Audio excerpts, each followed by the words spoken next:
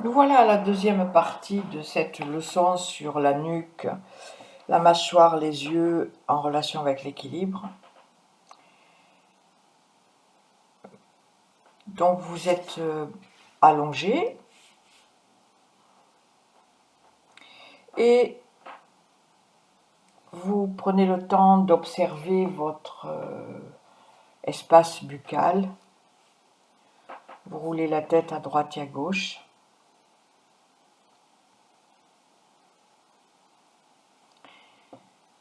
Et vous allez observer la grosseur de votre langue. Est-ce que votre langue occupe tout l'espace buccal? Est-ce que, au contraire, elle a beaucoup de place? Alors, avec tout ce qu'on a fait précédemment, on a fait de la place.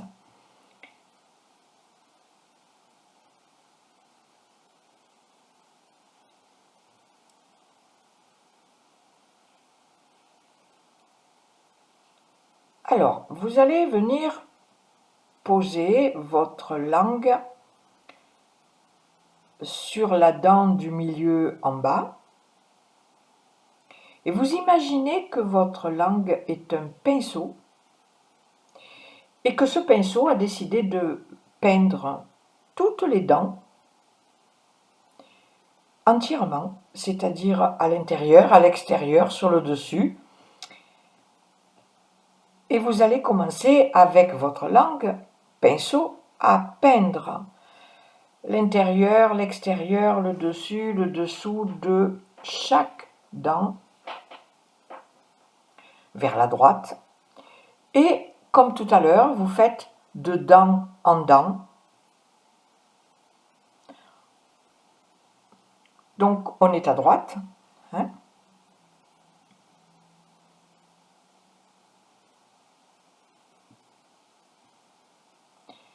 Et vous allez jusqu'à la dernière dent du bas, à droite. Et vous observez comment votre langue se débrouille pour peindre toutes ces dents au fur et à mesure qu'elles se déplacent vers la droite. Vous savez ou pas d'ailleurs que la langue a... Alors moi j'ai appris 18 muscles, enfin 19 muscles en tout, 18 muscles, 9 muscles doubles et un muscle central. Et puis quelqu'un m'a dit, un dentiste m'a dit, non, la langue elle a 8 muscles doubles et un central, ça fait 17. Bon, voilà. Mais quand même, que ce soit 17 ou 19, ça en fait pas mal. Ce qui veut dire qu'avec notre langue, on peut faire beaucoup de choses. Beaucoup de bien et des fois beaucoup de mal. Donc,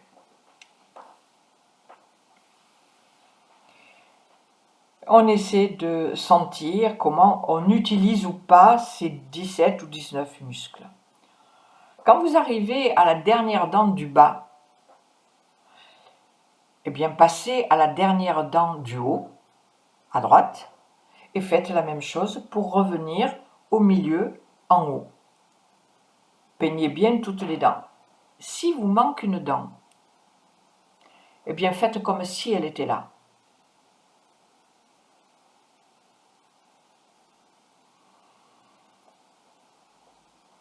Et si vous avez envie de bailler, baillez.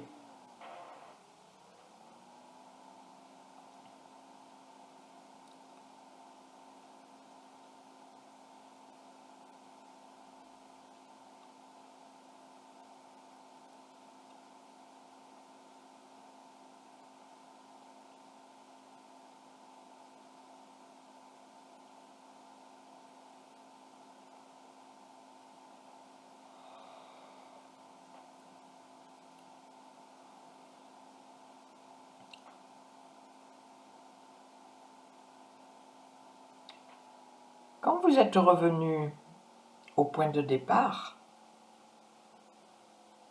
ne vous précipitez pas si vous n'avez pas fini de terminer. Mais si vous êtes arrivé au point de départ, eh bien, sentez l'espace buccal à droite.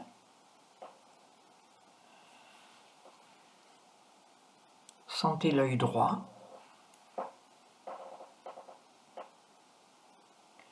Le visage à droite. La respiration à droite. La longueur du bras droit, de tout le côté droit.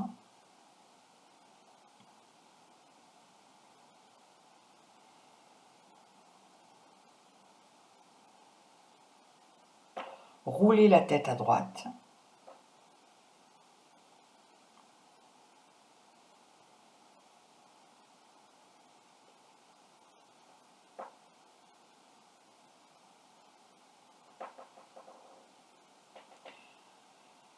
Vous roulez votre tête à droite et vous sentez comment elle roule. Et puis vous revenez au neutre. Et vous allez faire la même chose à gauche.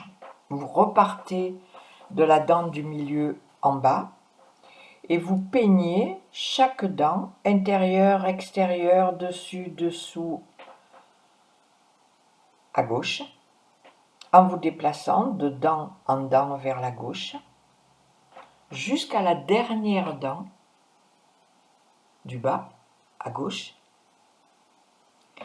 Et vous passez de la dernière dent du bas à gauche à la dernière dent en haut à gauche pour peindre chaque dent, dent par dent, les dents du haut et revenir à la dent du milieu en haut. Prenez le temps, ne vous précipitez pas. C'est pas parce que vous l'avez déjà fait à droite qu'il faut aller plus vite.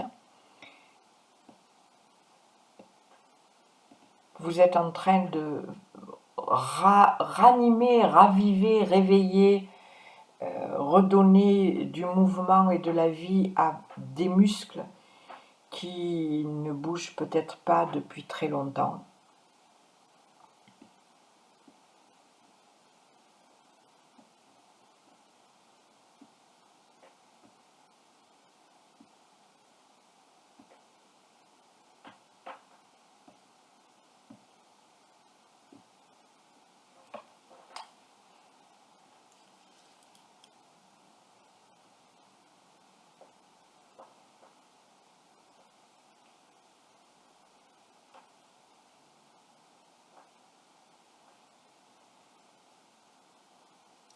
Et quand vous êtes revenu au point de départ, encore une fois, respectez votre rythme. N'allez pas plus vite que ce que votre rythme le demande.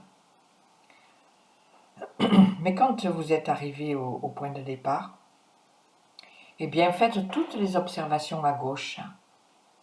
L'espace buccal gauche, l'œil gauche, le visage à gauche, le poumon gauche, la longueur du bras gauche, la longueur du côté gauche.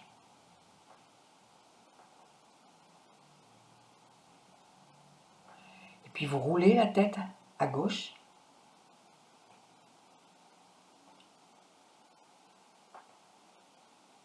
Et puis vous sentez l'espace buccal en entier, les deux yeux, la sensation de tout votre visage, la respiration à droite et à gauche, le passage de l'air dans les narines et le passage de l'air dans l'arrière-gorge, la longueur des bras, la longueur de tout le corps. Et vous roulez la tête à droite et à gauche.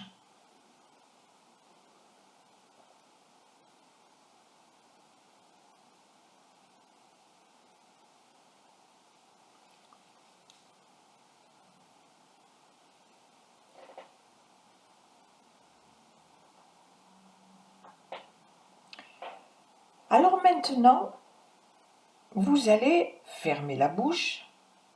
Non, fermez les lèvres. Mais les dents peuvent s'espacer. Et justement, je vais vous demander quelquefois d'ouvrir la bouche en gardant les lèvres fermées.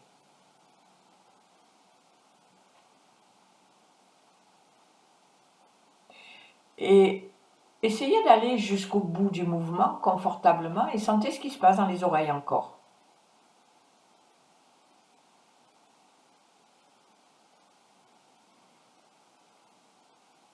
Maintenant, vous gardez les lèvres fermées et avec la langue, vous allez passer sur toutes les dents à l'extérieur. Vous partez de la dent du milieu devant en haut et vous passez comme si vous vouliez compter vos dents. Vous comptez dent par dent, lèvres fermées, et vous allez jusqu'à la dernière dent. Et je répète, si vous manque une dent, vous faites comme si elle était là. Puis vous descendez sur à partir de la dernière dent du bas. Vous revenez dent par dent jusqu'au milieu en bas. Vous repartez dent par dent en bas à gauche. Et vous passez de la dernière dent à gauche à la dernière dent en haut à gauche. Et vous revenez au point de départ. Vous comptez vos dents à partir de la dent du milieu en haut. Vous partez à droite, dernière dent en haut à droite, vous descendez, dernière dent en bas à droite, vous revenez au milieu en bas, vous repartez en bas à gauche jusqu'à la dernière dent en bas à gauche, vous montez à la dernière dent à gauche en haut et vous revenez au point de départ.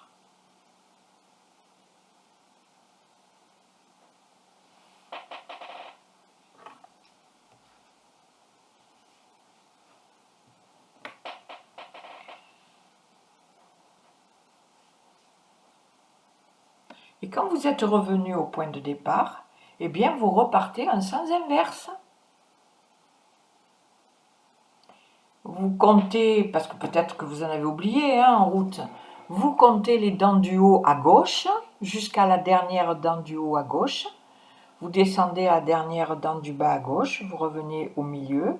Vous allez jusqu'à la dernière dent en bas à droite. Vous montez à la dernière dent à droite. Et vous revenez au point de départ. Sentez comment vous utilisez la langue.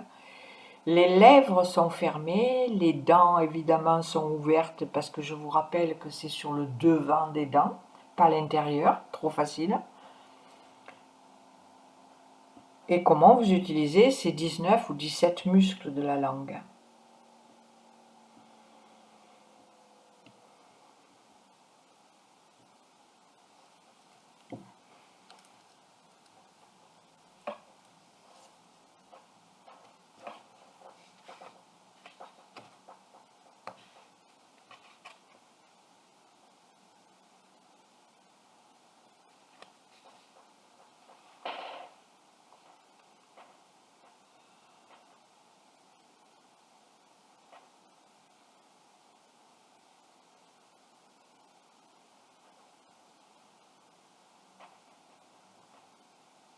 Si vous devez bâiller entre-temps, rappelez-vous à quelle dent vous étiez.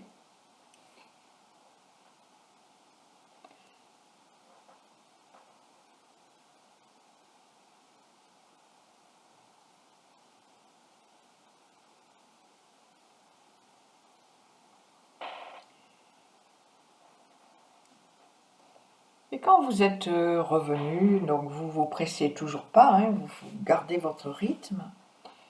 Vous roulez un peu la tête à droite et à gauche. Vous observez l'espace intrabuccal. Quelle sensation de grosseur avez-vous, de volume avez-vous de votre langue? Sentez comment vous respirez, sentez votre visage.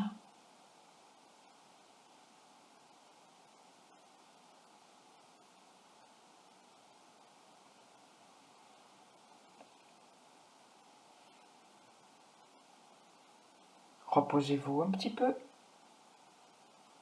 avant de passer à plat ventre.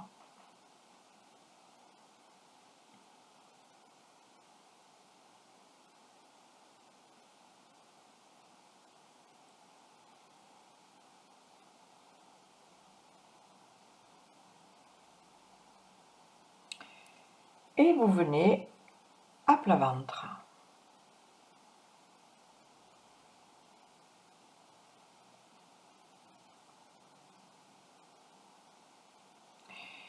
Vous mettez vos deux bras de chaque côté de la tête et votre tête est tournée d'un côté, celui qui vous est le plus facile.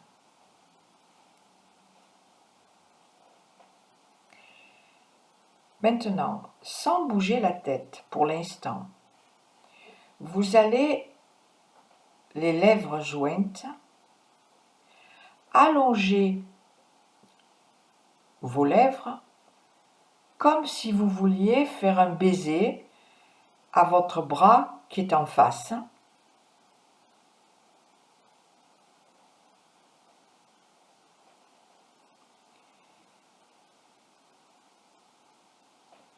Et comme le bras, il est pas facilement atteignable, comme ça, s'il bouge pas, si la tête ne bouge pas, rien qu'avec les lèvres, eh bien, sentez tout ce que ça mobilise dans les muscles du visage. Sentez encore une fois ce qui se passe au niveau des oreilles, de la base de la nuque. Et petit à petit, vous allez laisser les lèvres entraîner un peu la tête pour se rapprocher. Si vous ne faites pas un bisou au bras, c'est pas grave. Ce qui nous intéresse, c'est de retrouver ce mouvement de la tétée du bébé. Bon, tout à l'heure, on était avec le pouce dans la bouche, on se suçait le pouce. Ben, on n'a pas beaucoup grandi là, hein. Donc, ce mouvement particulier de la tétée du bébé est un mouvement qui est très important pour justement cette articulation crânio-cervicale qui permet de mettre en position, en place, en mouvement, en vie, tous les muscles oculaires, parce qu'ils s'attachent à la base du crâne, tous les muscles de la langue, donc c'est toute la phonation qui se met en place, et par voie de, ça a une conséquence sur les cordes vocales. Donc c'est très important cette tétée. Essayez de retrouver ce mouvement.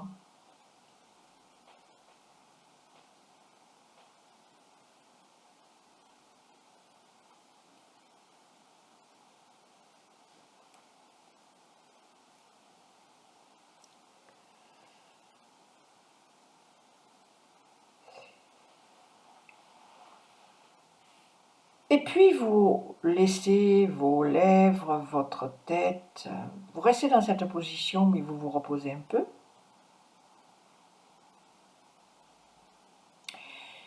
Et tout à l'heure je vous disais que toutes ces injonctions sociétales avaient pour, pas but, mais en tout cas pour résultat de nous faire pas de bien, voire même du mal. Combien de fois on dit à un enfant « Ah, ne tire pas la langue, c'est pas beau !»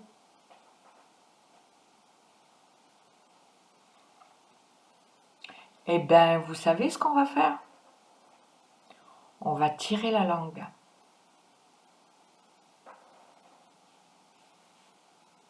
Donc, dans la position où vous êtes, sans bouger la tête, pour l'instant, vous allez tirer la langue, allonger votre langue comme si vous vouliez toucher le bras. Et observez comment vous la tirez, votre langue. Est-ce que vous la tirez vers le bas? Est-ce que vous la tirez droit devant? Et quelle forme elle prend? Pointue, comme un aiguillon de guêpe? toute plate, toute molle, toute dure.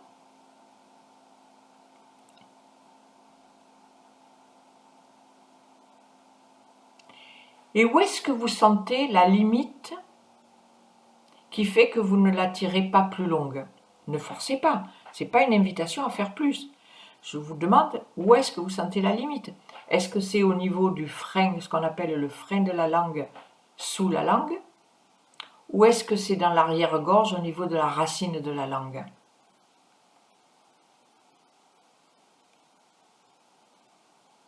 Et puis, quand vous l'avez tiré quelquefois, sans vraiment arriver à toucher le bras, peut-être que la tête peut aider la langue.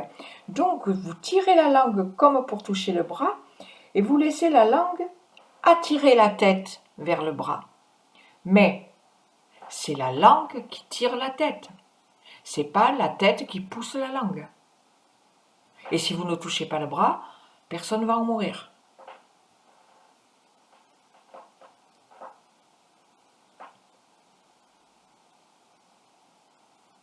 Est-ce que votre langue touche vos lèvres quand vous faites cela? Est-ce que votre langue touche vos dents quand vous faites cela?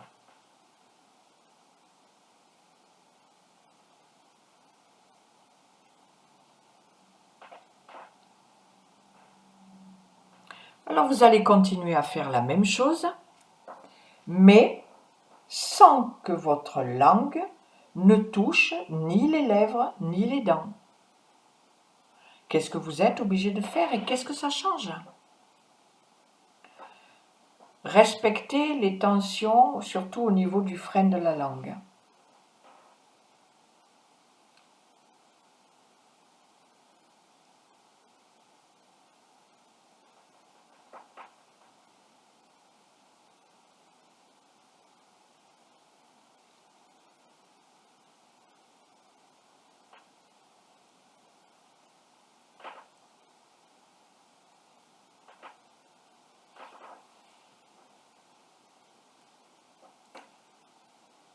Reposez-vous un petit peu.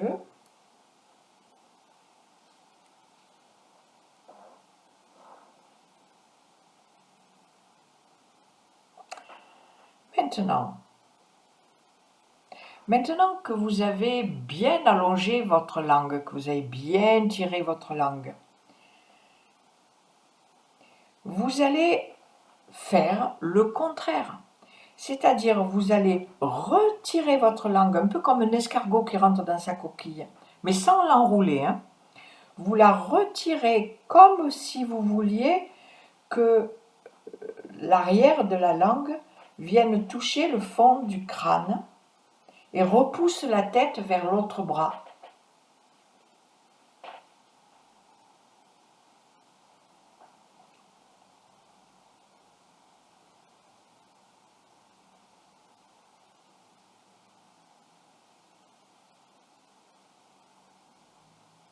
Non, n'avalez pas votre langue.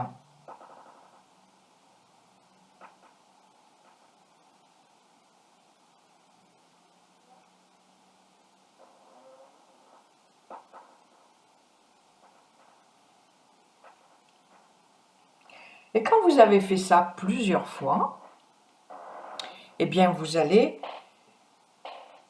mettre les deux ensemble, c'est-à-dire un coup vous allez tirer votre langue qui emmène la tête vers le bras de devant, et un coup vous retirez votre langue vers l'arrière du crâne et la tête se retire un peu, et vous faites un aller-retour comme ça, et c'est toujours la langue qui est le maître d'œuvre, le chef d'orchestre.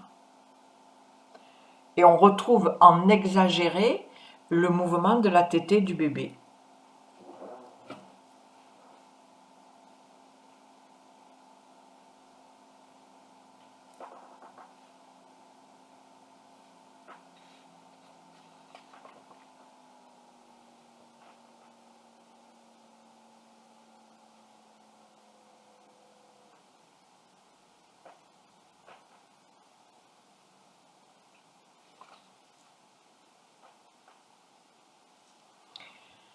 Et puis vous vous reposez quelques instants, vous commencez à penser que vous allez faire la même chose de l'autre côté. Donc tout doucement, vous changez de position votre tête. Peut-être vous mettez le front sur les mains ou sur le sol, de manière à vous retrouver dans quelques secondes la tête tournée de l'autre côté, celui que vous n'avez pas choisi. Et si vous n'avez pas choisi ce côté-là, c'est pas par hasard. C'est sans doute parce que l'autre côté était beaucoup plus facile. Donc vous vous retrouvez dans la même position, mais la tête tournée de l'autre côté. Et vous allez à nouveau allonger les lèvres jointes comme pour aller faire un bisou au bras en face et retour, sans entraîner la tête d'abord, en entraînant la tête par la suite.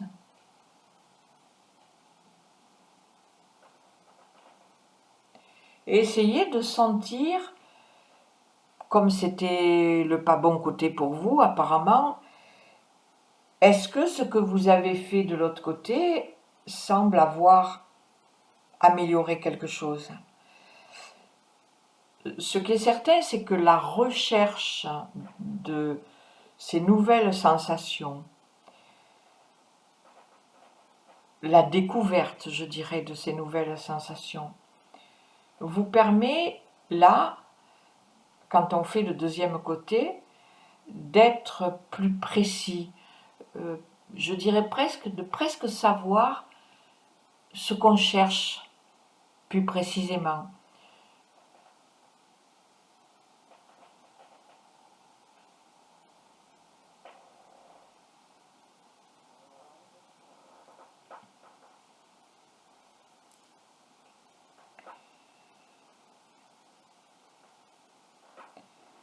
Et puis vous libérez vos lèvres.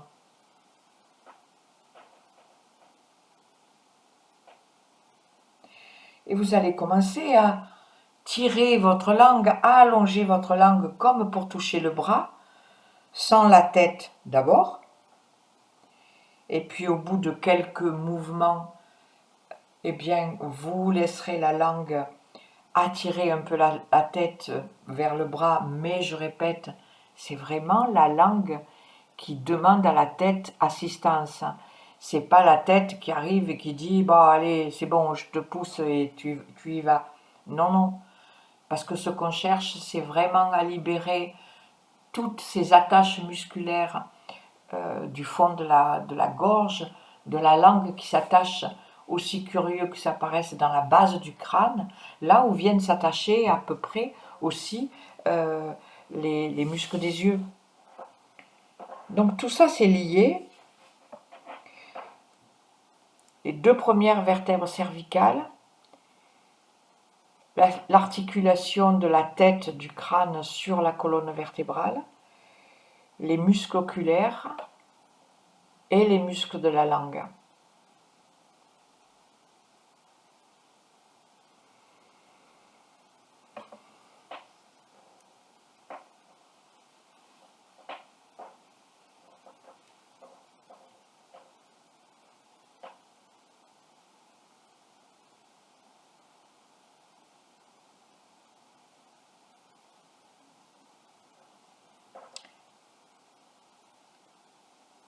Vous faites la même chose, mais rappelez-vous, sans que la langue ne touche ni les lèvres, ni les dents.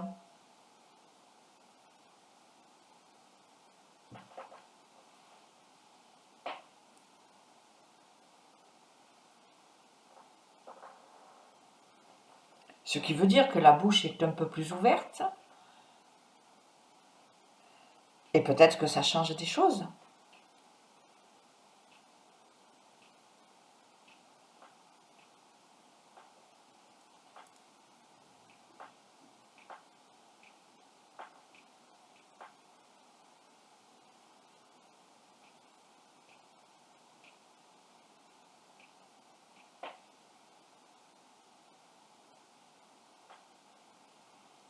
Vous vous reposez un petit peu.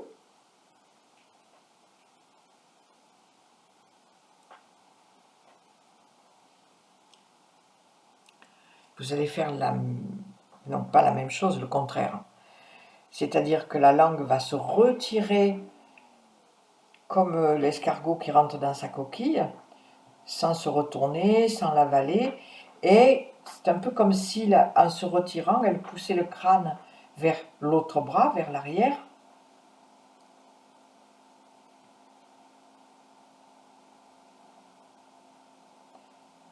On est dans le mouvement inverse, c'est-à-dire on est dans les muscles non plus qui allongent la langue, mais qui rétractent la langue.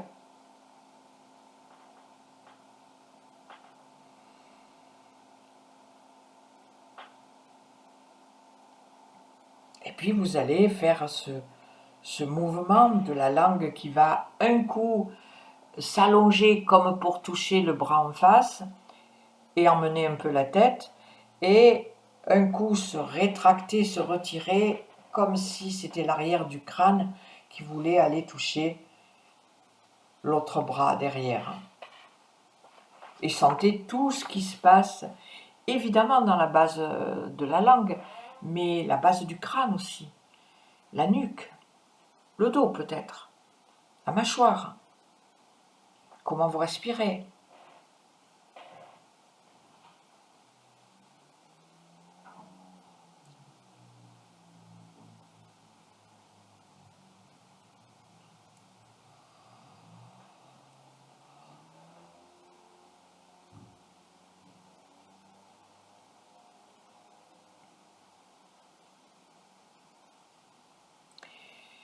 Et puis laissez ça.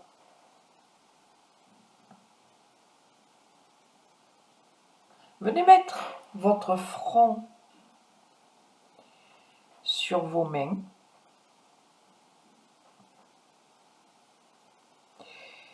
Et faites en sorte que ce soit bien le front qui soit sur les mains, de manière à bien libérer les sourcils qui font partie des muscles des yeux.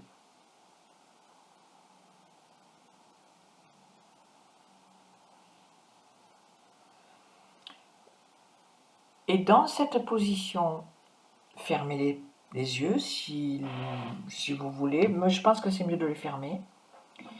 Et essayez de laisser tomber vos globes oculaires dans leurs paupières. Laissez la gravité attirer vos yeux. Ne vous inquiétez pas, ils ne peuvent pas tomber par terre. D'abord parce qu'il y a les paupières, mais même s'il n'y a pas les paupières, ils sont bien tenus. Il y a une bonne masse musculaire. Mais ce qui nous intéresse, c'est justement de détendre, d'assouplir tous ces muscles. Laissez tomber vos yeux comme s'ils allaient rouler par terre, en sachant qu'ils ne vont pas rouler par terre.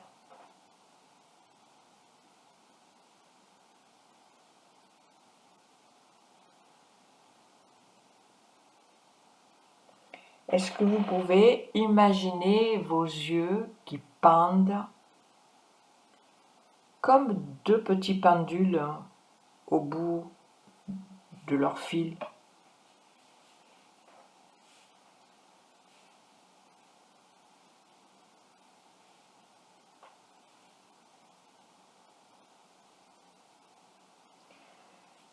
Ayez cette image de deux pendules et laissez aller ces deux pendules œil vers le haut et vers le bas.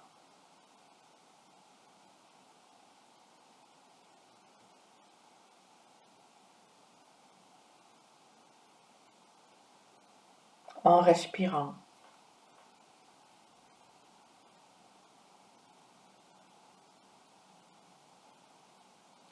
Même si ce n'est pas un grand mouvement.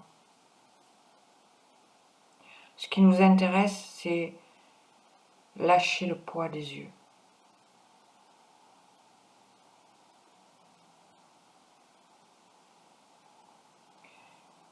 Et puis, ces deux petits pendules au bout de leur fil, ils vont aller à droite et à gauche.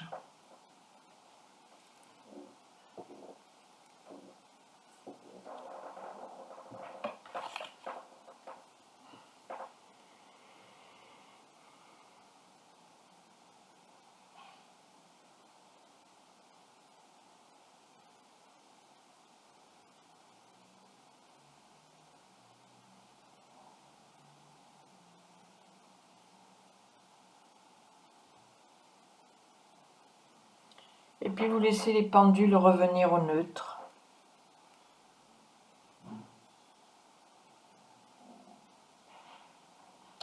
Et vous vous rappelez ce qu'on a fait tout à l'heure avec la langue? On a retiré la langue comme pour aller la coller à la base du crâne. Est-ce que vous pouvez imaginer que vous retirez vos yeux et puis vous les laissez tomber?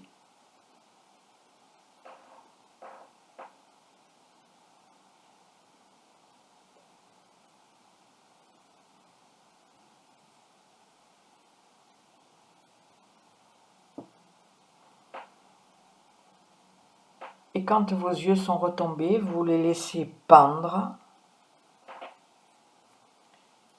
et venez vous installer sur le dos.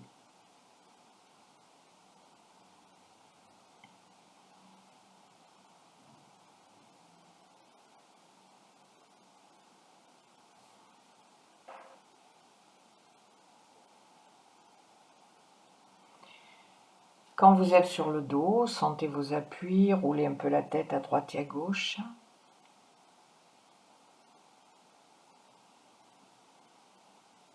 Ramenez votre tête au neutre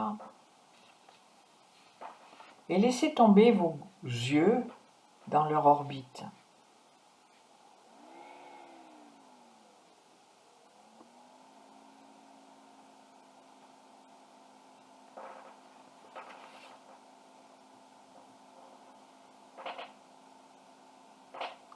Et puis ne faites plus rien, sentez votre visage, sentez vos yeux, votre respiration.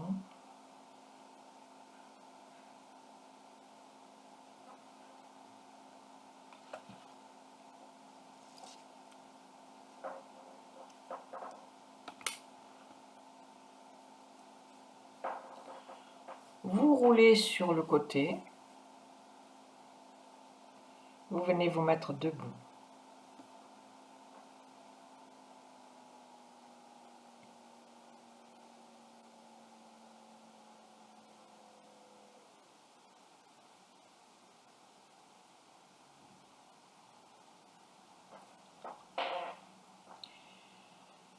Sentez vos appuis au sol, sentez votre verticalité, la position de votre tête. Sentez la distance entre votre sommet du crâne et le plafond.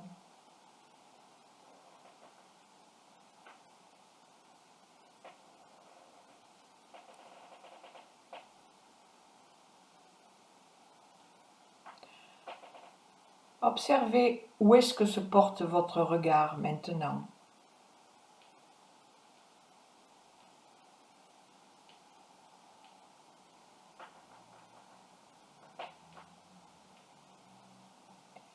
Et puis marchez.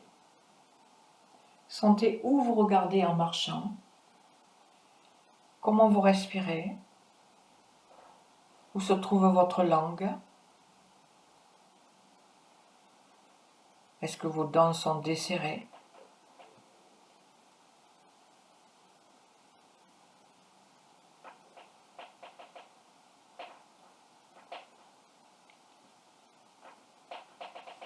Et j'espère que vous allez bien profiter de cette leçon.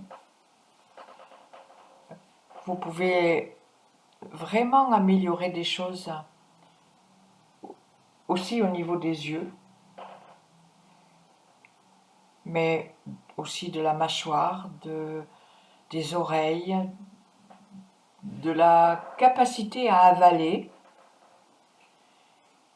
Et puis, comme d'habitude, un peu sur tous les points de vue du corps et de l'esprit. Eh bien, je vous souhaite une bonne fin de journée et je vous dis à la prochaine.